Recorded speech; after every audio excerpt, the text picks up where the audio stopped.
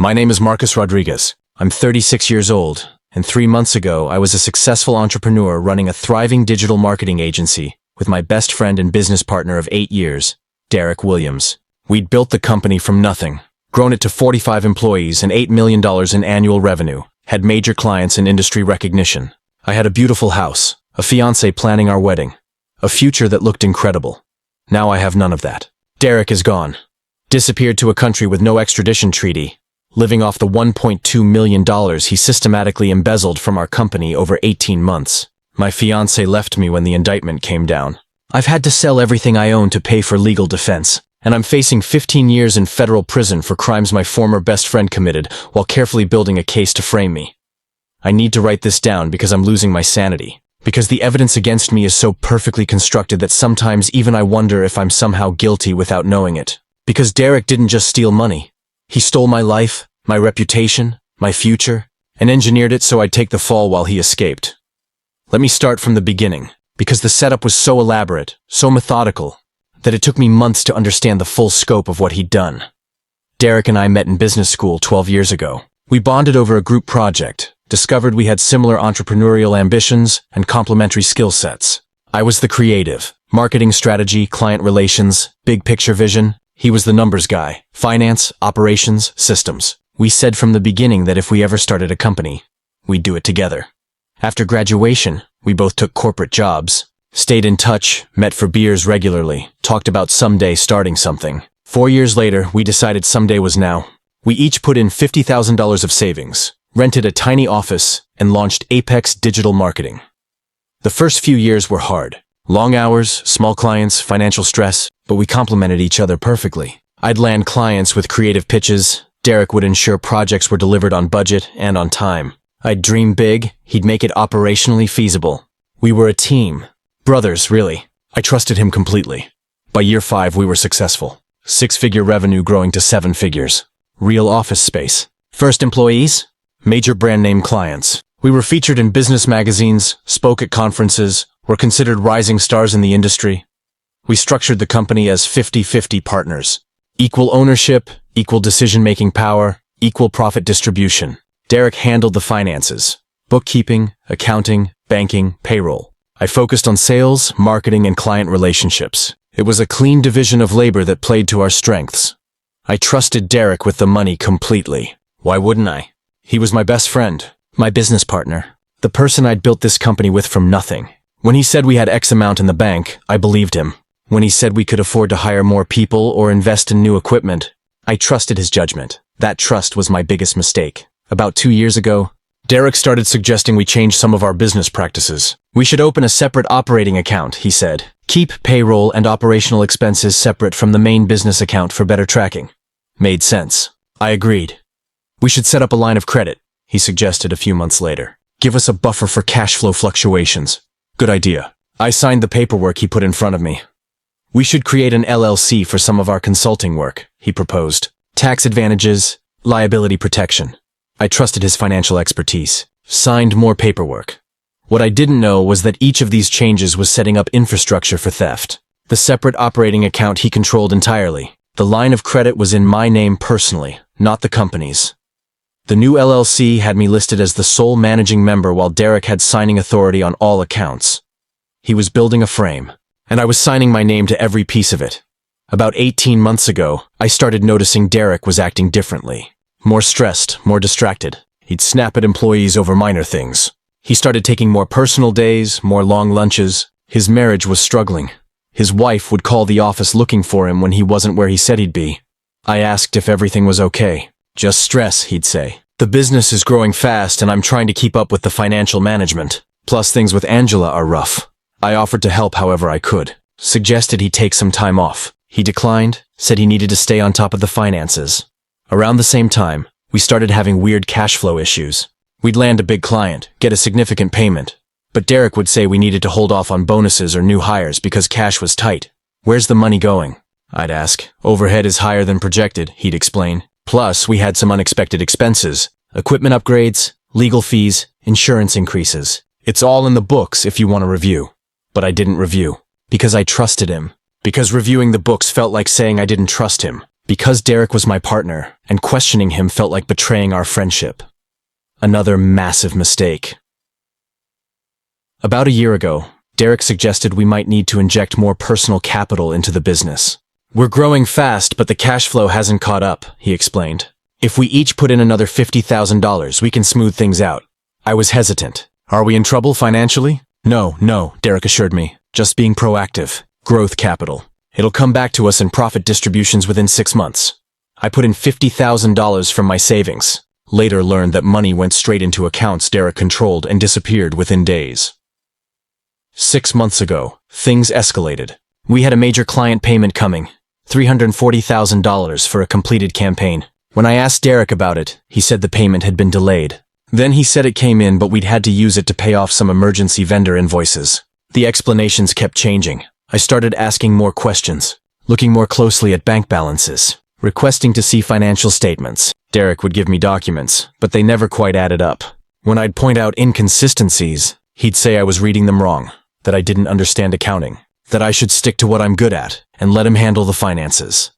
That should have been a red flag. But by then, Derek had me doubting my own competence with numbers, and I was busy with client work, with managing our growing team, with my personal life. I let it go more than I should have. 3 months ago, everything exploded. I came into the office one Monday morning to find 2 FBI agents waiting in our conference room. With them was an IRS investigator and our corporate attorney looking pale and shaken. Marcus Rodriguez, one of the FBI agents, said, "We need to ask you some questions about financial irregularities in your business accounts." My first thought was that we were being audited. Annoying but manageable. We ran a clean business. This would be fine. I was so wrong.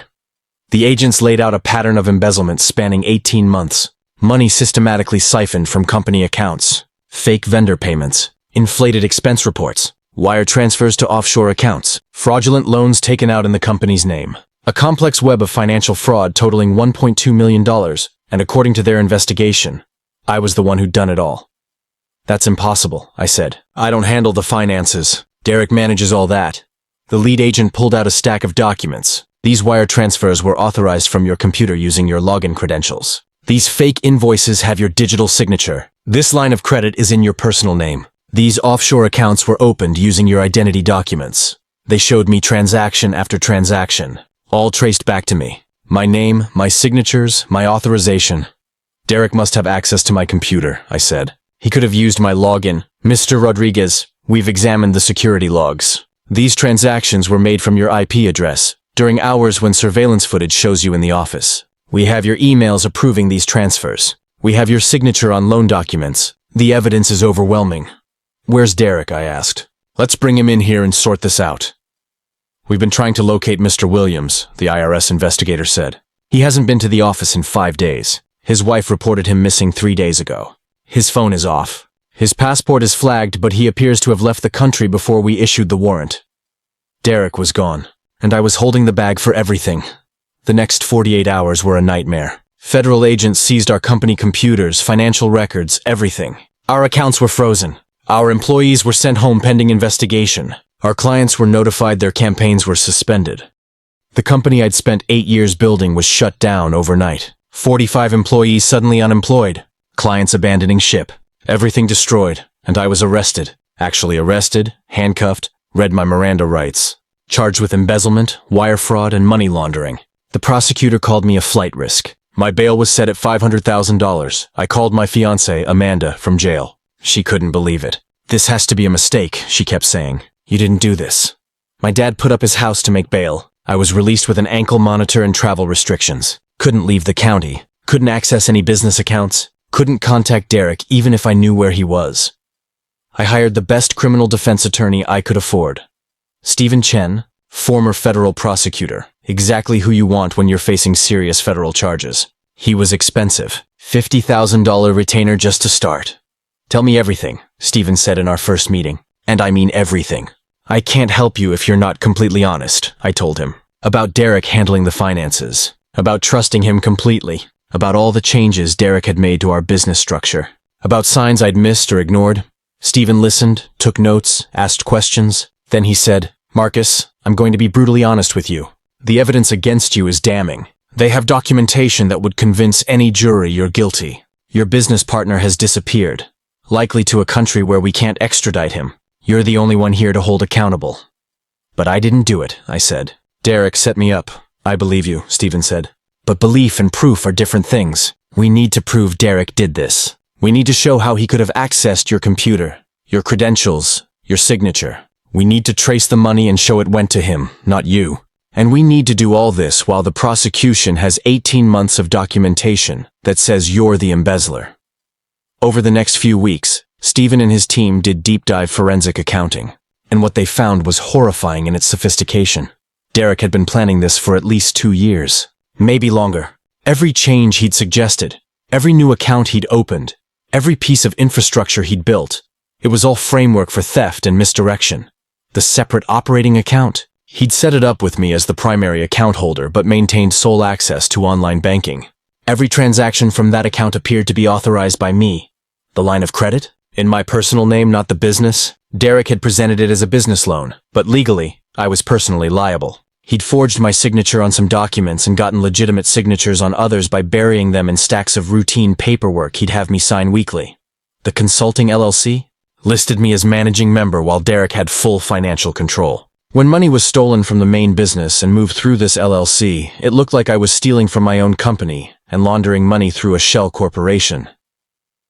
Derek had been meticulous. He'd created fake vendor invoices from real-sounding companies, had them sent to his personal email, then forwarded them to me with notes like, "Can you approve this payment?" I'd reply with a quick, approved email, not realizing these weren't legitimate vendors. Those email approvals became evidence that I'd authorized fraudulent payments. He'd installed keylogging software on my computer, capturing all my passwords and login credentials, used them to access accounts and authorize transfers that appeared to come from me. The security logs showed my IP address, my computer, my credentials. Because it was my computer, Derek was just using it when I wasn't looking. He'd even used my home computer. Derek had been to my house hundreds of times over the years, had access to my home office, my personal laptop. He'd installed the same keylogging software there. Some of the fraudulent transactions had been made from my home IP address, times when Derek had been at my house for dinner or game nights, using my bathroom or checking his email while I was in another room. The offshore accounts, opened using scans of my driver's license and passport. Derek had borrowed my passport once, said he needed to copy it for business travel insurance documentation. I'd handed it over without a second thought. He'd used those scans to open accounts in the Cayman Islands and Singapore. Every piece of evidence the FBI had found pointed to me, because Derek had carefully built it all to point to me. He'd studied what evidence would be convincing in a federal case, and then manufactured exactly that evidence. But here's what Derek hadn't counted on. Forensic technology is better than it used to be, and Stephen Chen knew how to use it. Stephen hired a forensic IT specialist who discovered the keylogging software, found logs showing when it was installed, times when I wasn't in the office but Derek was, found evidence that my computer had been remotely accessed from Derek's devices. Stephen's financial investigator traced the stolen money. It hadn't stayed in those offshore accounts. It had been moved, laundered through several layers, but eventually most of it landed in accounts Derek controlled. Not under his name, he'd used shell companies and nominees, but accounts he had access to. The investigator also found something else. Evidence that Derek had done this before. His previous startup, before we met, had failed amid accusations of financial impropriety. No charges were ever filed, but Derek's previous business partner had quietly settled a lawsuit accusing Derek of misappropriating funds. Derek had never mentioned this to me. We found Derek's wife, Angela. She'd filed for divorce a week before Derek disappeared. She was cooperative with our investigation, angry at Derek for destroying their life. She provided emails, text messages, evidence that Derek had been planning to leave the country for months. He'd told her he was being offered an amazing job opportunity in Southeast Asia. She didn't know about the embezzlement until FBI agents showed up at her door. Angela gave us access to Derek's personal laptop that he'd left behind. On it, our forensic specialist found drafts of the fake invoices Derek had created, spreadsheets tracking the money he was stealing, research into countries without extradition treaties, even a folder titled Exit Strategy with information about obtaining false identity documents. And most damning, a document outlining exactly how to frame me. Literally a step-by-step plan for making it look like I was the embezzler. It included notes like, use M's login credentials to authorize transfers, and ensure documentation has M's name, not mine, and create email trails showing M's approval. Derek had written down his plan to destroy me, and he'd been stupid enough to save it on a computer he left behind. With all this evidence, Stephen filed motions to dismiss the charges, presented everything to the prosecutors, showed them that Derek was the actual criminal, and I was a victim who'd been framed. The prosecutors were skeptical at first. If your client is innocent, why did Derek flee? Why frame him? They were equal partners. Stephen presented Angela's testimony, showed that Derek's marriage was falling apart, that Derek had gambling debts. We found evidence he'd lost hundreds of thousands in online poker, that Derek was planning to disappear to start over and needed money to do it. But why frame me instead of just stealing and running? Stephen's theory. Derek knew that if money disappeared from the company with both partners still around, we'd both be investigated. The investigation would eventually point to Derek. But if he could make it look like I was solely responsible, he could steal more, take longer to get away, and ensure that when authorities started looking, they'd find overwhelming evidence against me and stop investigating further. It almost worked perfectly. If Derek had been slightly smarter about what he left behind, if our forensic team had been less thorough, I'd be going to trial with no real defense. The prosecutors eventually agreed to drop the charges against me while pursuing Derek in absentia. I was cleared, publicly exonerated. The FBI issued a warrant for Derek's arrest and added him to their international fugitive list. But cleared doesn't mean whole. Because even though I'm not going to prison, Derek still destroyed my life. The company is gone. We couldn't recover from the account freezes and client losses. We had to declare bankruptcy. All our employees lost their jobs. Our clients sued us for breach of contract. The reputation we'd built over 8 years was obliterated in 3 months. I'm financially ruined. I spent every dollar I had on legal defense, had to sell my house to pay Stephen's fees. I'm living in a tiny apartment, working a regular job for someone else's company. Rebuilding from zero at 36 years old. Amanda left me. She believed I was innocent, but she couldn't handle the stress of the investigation, the public scrutiny, the uncertainty. I love you, but I can't do this, she said when she gave me back her engagement ring. This is too much. She's with someone else now. I see her photos on social media sometimes, looking happy with a man who didn't come with federal indictments and bankruptcy. My reputation in the industry is permanently damaged. Even though I was cleared, people remember that embezzlement case. Potential employers Google my name and find articles about the charges, even if they also find the exoneration. We're going to pass is a phrase I've heard in every job interview. Derek is still out there. The FBI thinks he's in Vietnam or Cambodia, living off the stolen money. Interpol has been notified, but those countries don't have extradition treaties with the US. Unless Derek is stupid enough to travel somewhere we can grab him, he'll probably never face justice. And here's what keeps me up at night. Derek planned this for years. He was my best friend, my business partner, someone I trusted completely. And the whole time he was setting me up. Every dinner at my house where he checked his email was an opportunity to install software or steal documents. Every time he asked me to quickly sign these routine papers, he was getting my signature on fraudulent documents. Every conversation about business strategy was him gathering information to use against me. Our friendship was real to me, but to him, I was a mark, a patsy, someone to use and betray when it served his purposes. I've been in therapy trying to process this. My therapist says I have trust issues now, no shit. She says I need to work through the trauma of betrayal, that I need to stop blaming myself for being trusting, that Derek's actions aren't my fault, but I do blame myself. I signed documents without reading them thoroughly. I let Derek handle all the finances without oversight. I ignored red flags because confronting them felt like betraying our friendship. I was naive, and my naivety cost me everything. I've tried to understand why Derek did this. Was our friendship ever real? Or was I always just a useful idiot to him? I think the friendship was real at first. I think we genuinely were friends and partners in the beginning. But somewhere along the way, maybe when he developed the gambling problem, maybe when his marriage started failing, maybe when he saw an opportunity, I became more valuable to him as a scapegoat than as a partner. He needed money to escape his life. He needed someone to take the fall so he could escape cleanly. I was perfectly positioned. I trusted him completely. I had access to everything he needed. I was the obvious person to frame, so he did. Methodically, carefully, over years. He destroyed our company, destroyed my life, destroyed 45 people's jobs. Also, he could steal $1.2 million and disappear. The cruelest part is that he was good at being my friend while doing it. Even while installing keyloggers on my computer, he was grabbing beers with me after work. Even while forging my signature, he was at my house for barbecues. Even while opening offshore accounts in my name, he was telling me I was like a brother to him. It was all performance, and I never suspected a thing. I've had to rebuild everything. New job. I'm doing marketing for a mid-sized firm now, making a third of what I made as a business owner. New apartment. Tiny compared to the house I sold. New life. Smaller, quieter, lonelier. I don't have many friends anymore. The mutual friends Derek and I shared mostly drifted away during the investigation. Some believed I was guilty even after being cleared. Others just didn't want the drama. I don't blame them. I'm dating again, trying to, but it's hard. Hard to trust people. Hard to be vulnerable. Hard to explain my past without sounding like a disaster. So what have you been up to the last few years? Is a brutal first date question when the answer is, I was framed for embezzlement by my best friend, lost everything, and am still rebuilding.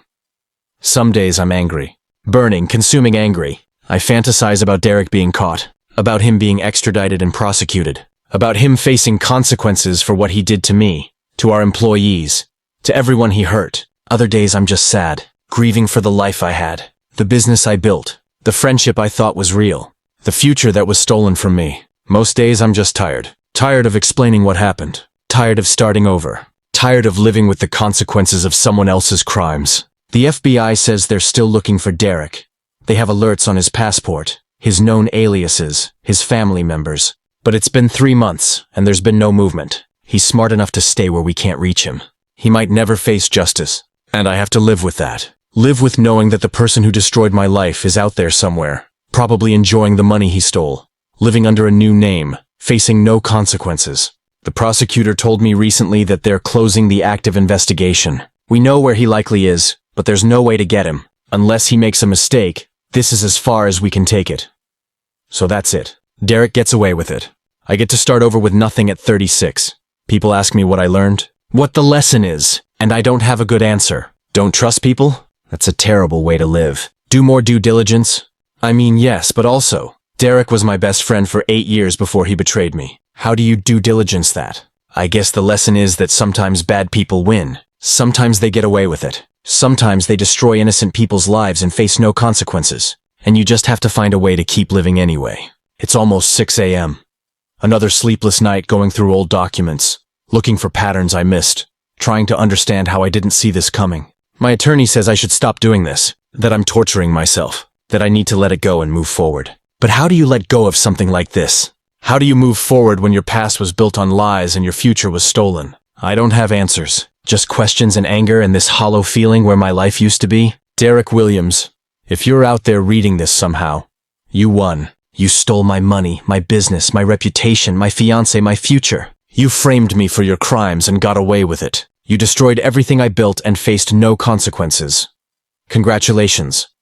I hope it was worth it. I hope 1.2 million is enough to live with what you did. As for me, I'm still here, still standing, still trying to build something from the ruins you left behind. I'm 36 years old and I lost everything because my best friend and business partner framed me for embezzlement. And somehow, I have to figure out how to live with that. How to trust again. How to build again.